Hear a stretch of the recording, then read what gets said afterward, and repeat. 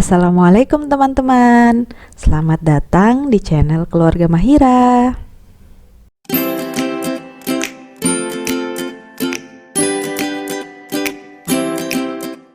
Kali ini kami mau berbagi salah satu resep anti GTM-nya Mahira, yaitu kaldu tulang atau biasa dikenal dengan bone broth. Tapi setelah baca-baca, ini lebih ke meat stock sih namanya. Karena kalau bone broth itu masaknya lama banget, bisa sampai 24 atau 48 jam. Dan karena ini untuk bayi, kita masaknya jangan terlalu lama, cukup 3-4 jam saja. Selama MPASI, kaldu tulang ini hampir tidak pernah ditolak sama Mahira. Benar-benar jadi andalan saat negara GTM menyerang. Cerita tentang GTM-nya Mahira beserta segala drama dan cara mengatasinya akan kami bagikan pada video tersendiri.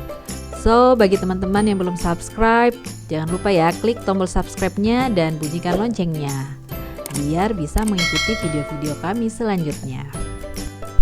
Oke, kembali ke pembuatan kaldu tulang. Mau tahu apa aja bahannya? Gimana cara pembuatannya hingga jadi jelly-jelly? Simak videonya sampai akhir ya. Jadi yang akan kita buat di sini adalah kaldu tulang sapi ya teman-teman. Bahan-bahan yang kita butuhkan adalah sebagai berikut. Pertama, yang pasti adalah tulang sapi. Yang kita gunakan adalah tulang sumsum. Kemudian ini adalah buntut sapi, kira-kira setengah kilogram. Sudah dipotong-potong seperti ini. Kemudian ini tulang sumsum. Hanya masalahnya tulang sumsumnya ini agak kebesaran ya. Jadi agak susah masuk ke dalam pancinya. Jadi nanti harus dipotong-potong dulu biar bisa masuk dalam panci. Terus selanjutnya adalah bahan sayuran dan bumbu-bumbu rempahnya. Sebenarnya untuk pembuatan bone broth atau meat stock atau kaldu tulang itu yang wajib adalah sayurannya cuma wortel, kemudian bawang bombay dan bawang putih. Sementara yang lain itu sifatnya hanya tambahan atau terserah disesuaikan sama yang ada di dapur kita aja. Untuk kali ini sayuran yang kita gunakan adalah 1 buah wortel ukuran sedang, kemudian 1 buah bawang bombay, 10 siung bawang putih, kemudian jeruk lemon 1 buah.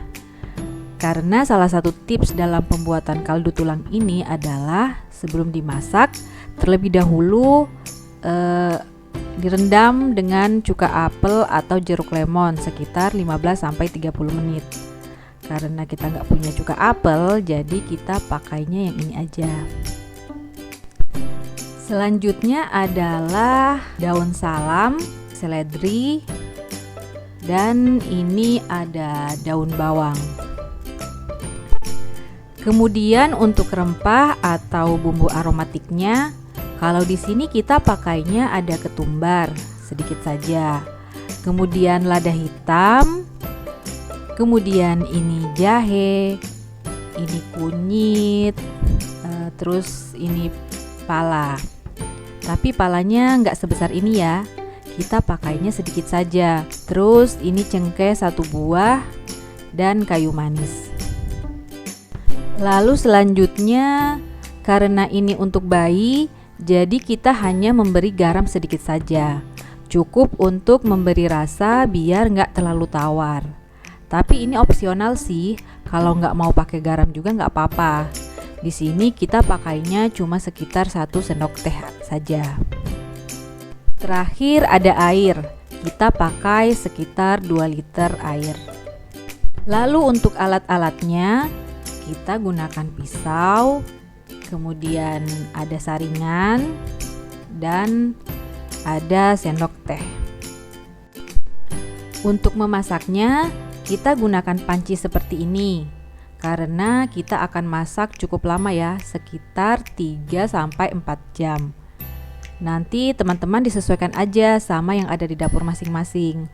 Kalau punya slow cooker bisa digunakan juga. Nah, setelah nanti kaldunya sudah jadi, untuk penyimpanannya kita gunakan botol kaca. Kita bisa gunakan botol kaca bekas UC yang seperti ini dan botol atau gelas kaca yang seperti ini. Tapi sebaiknya kalau mau dimasukkan ke freezer, sebaiknya gunakan botol yang kacanya agak tebal. Pengalaman kemarin pakai botol UC ini, botolnya pecah ketika dimasukkan ke freezer.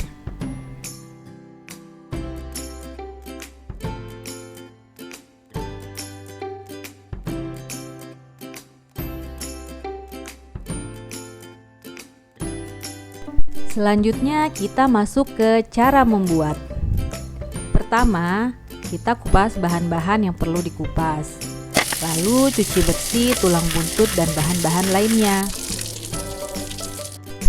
Peras jeruk lemon, lalu campurkan ke tulang dan buntut dan diamkan sekitar 15-30 menit. Lalu tambahkan air dan masak dengan api sedang sampai mendidih untuk membuang kotoran pada tulang dan buntut. Sementara tulang dan buntut didiamkan tadi, potong-potong sayurannya dan geprek bawang putih, jahe dan kunyitnya. Jadinya seperti ini. Selanjutnya masukkan sayuran, air dan rempah ke dalam panci yang sebelumnya telah berisi tulang dan buntut yang sudah dibersihkan. Lalu masak dengan api kecil sekitar 3-4 jam.